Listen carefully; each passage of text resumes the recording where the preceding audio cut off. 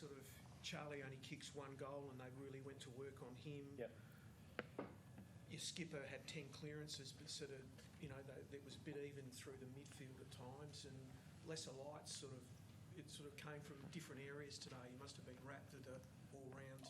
Yeah, I think that's been the trademark of us for the last 4 or 5 weeks. So we've had some role players that have been able to get jobs done, and there's been an enormous amount of focus on Charlie, and so there should be, given the fact that his results of what he's got over the last little while has been particularly impressive. And he had a lot of focus on him. We had to navigate that a little bit with how we went forward.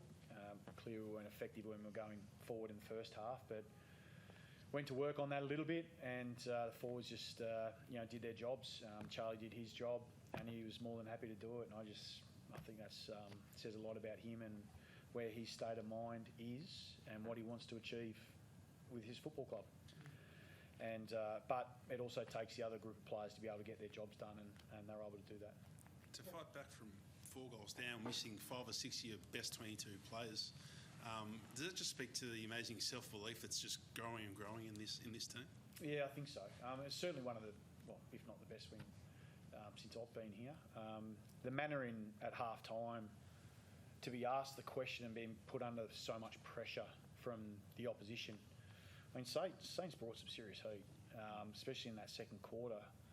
So they asked a lot of questions of us, and I think there's something in when a team can absorb, pressure, and it wasn't all going for us. Be able to reset ourselves at half-time and then be able to come out and correct a few things and go to work on that.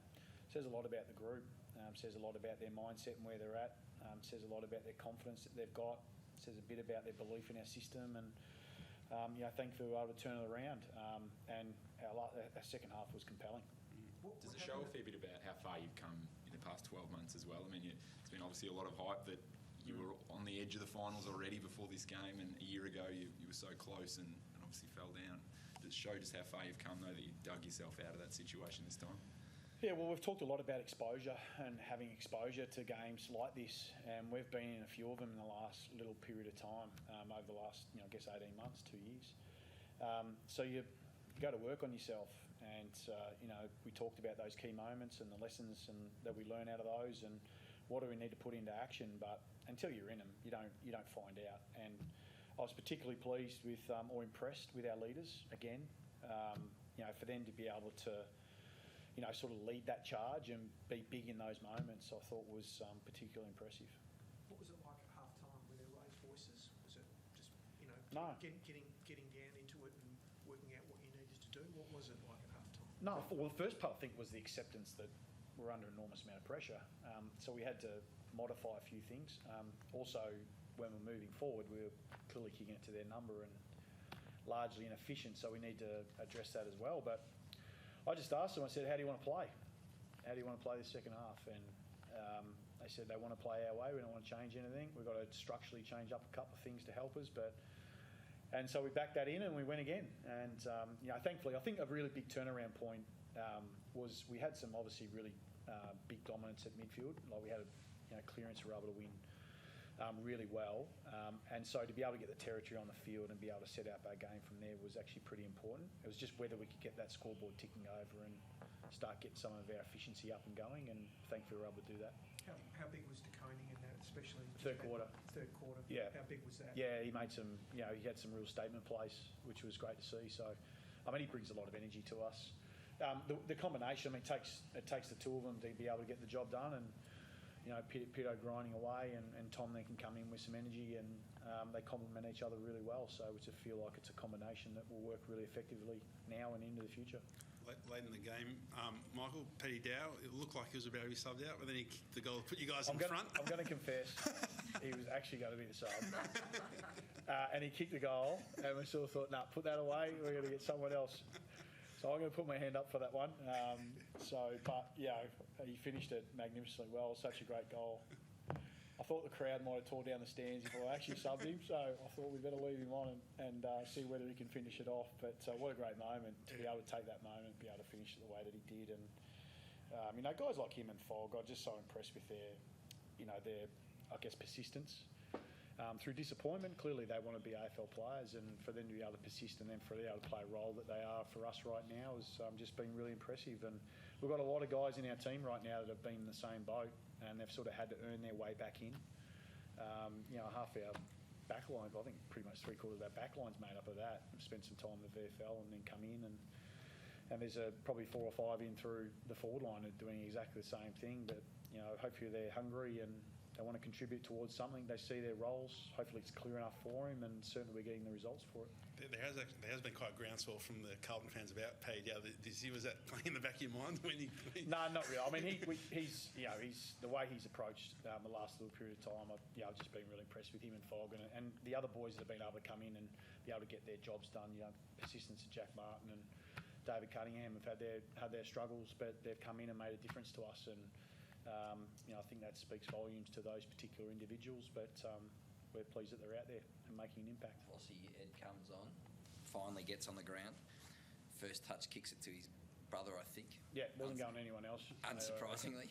Yeah. And the snap. I know he had his hands full for most of the game, but it felt like a pretty special moment. Yeah, again, the persistence. I think it's clearly was not Charlie's day. He had to keep fighting. He's got 2 guys playing on him. AFL footy's hard enough with 1, let alone 2 or 3.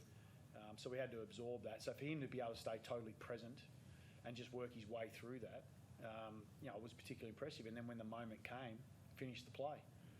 And I think there's something a lot to learn in that because he wasn't kicking a bag of 6. Others had to join in, but he did his job. And that moment turned up, and he was good enough to finish it as you'd expect. And you look at broad brush, and you may not, but you look like the form team of the competition right now. I know you got a massive game in Melbourne coming up, but do you dare to dream a little bit from what was happening 2 months ago to now this run you're on? I mean, you're in a pretty strong position due to your form line. Yeah, I think each challenge has had, it's been big enough to just focus in on that. And so we've stayed present to what that actually looks like. And, I think that we've played 4 out of the top 5 teams in the last little period of time. That's including Melbourne for next week. So you're not afforded the drift. You're not afforded the opportunity to be able to look too far forward and wonder what that actually looks like. What we've got a lot of benefit out of is just, working on our game, staying completely present to one another and just really enjoying what we're doing. We're sort of enjoying that part of the journey. And so I see no reason why we would change that. I think we've got Melbourne next week. They're obviously a particularly impressive team. They're going pretty well as well. So I think it's just dangerous to be able to cast your mind any further than that. Do you get anyone back? Maybe Boyd from suspension, but that's probably about it, I think. So last week I think you mentioned post-match against Collingwood, you were in this similar situation, but then you were able to sort of rectify those demons. You played Melbourne at a very similar stage last year as well. It was obviously that famous Pickett goal. Will that come into it this week as well against the demons? No, I think it's a completely different set of circumstances. I mean, you lean on the past and the lessons you learn from that, but I think once you do that and you sort of put the things in action that you think are important in those times, I think we've shown that over the last little while. So it's just a different time. It's a different stage of the season. We're obviously carrying some really good form coming in, and so are they. So we're just really looking forward to it. They're obviously a quality team. And credit also, I've got to say, to St Kilda tonight. I thought the pressure they brought was fantastic. That had a real energy in the stands tonight. It was so loud out there at times. It sort of had that sort of, I guess, finals atmosphere about it, where there's just this real energy in the stadium, and it was built off largely, obviously, clearly the pressure they were able to bring. So I'm just so pleased we're able to absorb that and then be able to come out and answer that. I think that's a special trait to be able to have. Shows a real resilience in the group. And then, as we sort of started to gather some momentum and as we started to build our pressure, the crowd come with us. So it was pretty special. Zach Fisher in defence, is that a role that you will be looking to for the rest of the season? He looked pretty comfortable out there. Yeah, he's been there back playing there in the VFL for quite a period of time. Wanted to go back there and explore it. There's been a few of our coaches that have been pushing for it to see whether it was something worthwhile to consider. He was good tonight, wasn't he? He added some real punch out of the back half, and joined in with that back six really well. So certainly asked a question of us, that's for sure. But to be able to see him transfer that from VFL into AFL team was really good to see. Obviously, the heartbreak of last year's ending. I think in that press conference you talked about resilience, responding, character, all that sort of stuff. Do you feel like that's shown not only tonight but over the past 2 months? Oh, I think so. I think what we're keen to tell, though, is what our now story is. Not so much, but what was last year and what happened 6 weeks ago. We're sort of done with looking back. We're sort of looking at the now, and we're looking forward. We take those lessons with us. Clearly, they come with us because you find yourselves in those situations again and find yourself thriving in those situations. That comes from exposure. There's no other way. So we've gone through a bit of that, and we've gone through a bit of that together, and that's our story to tell. But at the end of the day, we're just really, really enjoying where we're at the moment, and we just feel like we've got so much to gain and still so much left to give. Must have been a good feel in the rooms then. Yeah, it was. Yeah, it's good. I mean, it's always a special moment, no matter how long you're enjoying football.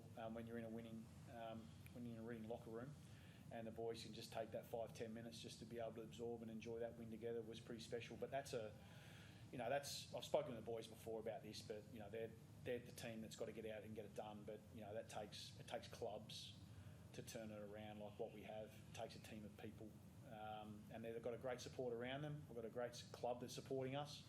It's a great club win, and they got out there and they did us proud. Well done, mate. Cheers.